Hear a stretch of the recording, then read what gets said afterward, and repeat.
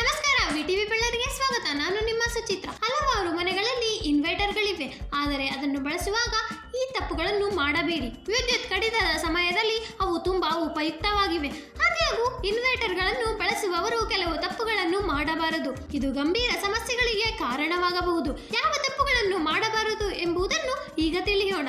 Inverter over charging. ನಿಗದಿತ ಸಮಯಕ್ಕಿಂತ ಹೆಚ್ಚಿನ ಇನ್ವರ್ಟರ್ ಬ್ಯಾಟರಿಯನ್ನು ಚಾರ್ಜ್ ಮಾಡುವುದು ಅಪಾಯಕಾರಿ. ಇದನ್ನು ತಪ್ಪಿಸಲು ಯಾವಾಗಲೂ ಬ್ಯಾಟರಿ ತಯಾರಕರ ಚಾರ್ಜಿಂಗ್ ಸೂಚನೆಗಳನ್ನು ಅನುಸರಿಸಿ. ಉತ್ತಮ ಚಾರ್ಜ್ ನಿಯಂತ್ರಕವನ್ನು ಬಳಸಿ. ಅಲ್ಲದೆ ನಿಮ್ಮ ಬ್ಯಾಟರಿ ನೀರಿನಲ್ಲಿ ಚಲಿಸುತ್ತಿದ್ದರೆ ಅದು ಸಾಕಾಗಿದೆಯೇ ಎಂದು ಖಚಿತಪಡಿಸಿಕೊಳ್ಳಲು ಬ್ಯಾಟರಿ ನೀರಿನ ಮಟ್ಟವನ್ನು ನಿಯಮಿತವಾಗಿ ಪರಿಶೀಲಿಸಿ. ನೀರು ಎಂದರೆ ಬ್ಯಾಟರಿಯಲ್ಲಿ ಹಾಕಲಾದ ನೀರು. ಈ ಬ್ಯಾಟರಿ ನೀರಿನ ಮಟ್ಟ ಕಡಿಮೆ ಇದ್ದರೆ ಬ್ಯಾಟರಿ ಪ್ಲೇಟ್ಗಳು ಬಹಿರಂಗಗೊಳ್ಳಬಹುದು.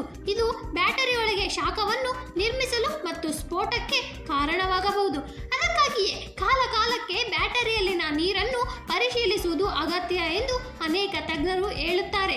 ಬ್ಯಾಟರಿಯನ್ನು ಹೆಚ್ಚಿನ ತಾಪಮಾನದಲ್ಲಿ ಇಡುವುದು. ಮನೆಯಲ್ಲಿ ಎಲ್ಲಿಯೂ ಇನ್ವರ್ಟರ್ ಬ್ಯಾಟರಿಯನ್ನು ಸ್ಥಾಪಿಸಬಾರದು ಎಂದು ತಜ್ಞರು ಹೇಳುತ್ತಾರೆ. ಹೆಚ್ಚಿನ ಶಾಖ ಅಥವಾ ನೇರ ಸೂರ್ಯನ ಬೆಳಕು ಬೀಳುವ ಸ್ಥಳದಲ್ಲಿ ಬ್ಯಾಟರಿಯನ್ನು ಇಡಬೇಡಿ. ಹೆಚ್ಚಿನ ತಾಪಮಾನವು ಬ್ಯಾಟರಿಯನ್ನು ಹೆಚ್ಚು ಬಿಸಿಯಾಗುವಂತೆ ಮಾಡುತ್ತದೆ. ಇದು ಸ್ಫೋಟದ ಅಪಾಯವನ್ನುಂಟು ಮಾಡುತ್ತದೆ. ಅದಕ್ಕಾಗಿಯೇ ತಾಪಮಾನಕ್ಕೆ ಅನುಗುಣವಾಗಿ ಬ್ಯಾಟರಿಯನ್ನು ಸ್ಥಾಪಿಸುವುದು ಉತ್ತಮ.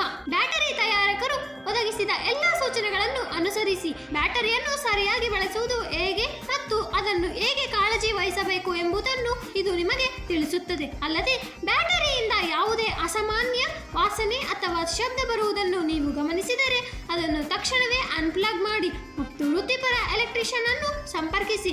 ಅದನ್ನು ಎಂದಿಗೂ ನೀವೇ ರಿಪೇರಿ ಮಾಡಬೇಡಿ. ಹೀಗೆ ಹೆಚ್ಚಿನ ಮಾಹಿತಿಗಾಗಿ ನೋಡ್ತಾ ಇರಿ ವಿಟಿವಿ ಬೆಳ್ಳಾರಿ. ನಮಸ್ಕಾರ.